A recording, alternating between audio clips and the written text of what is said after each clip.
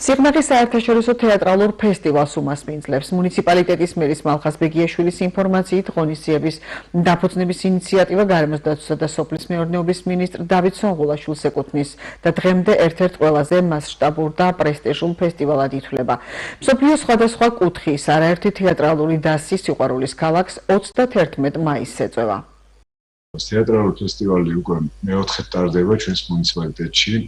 მან უკვე ბოლო მესამე წელია რაც საერთაშორისო სტატუსს ატარებს. თეატრალური ფესტივალი სიღნაღის დაარსდა ბატონ დავით სონღულაშვილის პირადი ინიციატივით, როდესაც ის იყო ჩვენი მაჟორიტარი დეპუტატი და წარმატებით მიმდინარეობს ყოველ წელს იზრდება მისი მნიშვნელობა, წელსაც 1 ივნისს იხსნება ეს ფესტივალი და გაგრძელდება 7 ივნისის ჩათვლით. დახურვა იქნება 7 ივნისს. მონაწილეობენ ქართული და საერთაშორისო დასები სხვადასხვა ქვეყნებიდან, როგორც არის ნიდერლანდები, სხვა შორის ნიდერლანდებიდან ჩამოდიან ჩვენი ემიგრანტების მიერ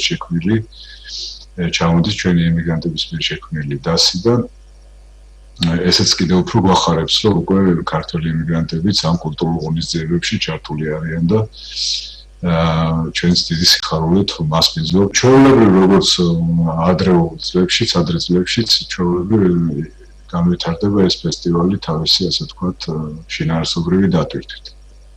ასევე ფესტივალის პროცესში, ანუ აი ამ დღეებში იქნება სხვადასხვა მასტერკლასები თეატრცოდნეებისგან და იქნება ეს დღეები სრულად დატვირთული, როგორც სპექტაკლებით, ასევე სხვა შემოქმედებითი ღონისძიებები.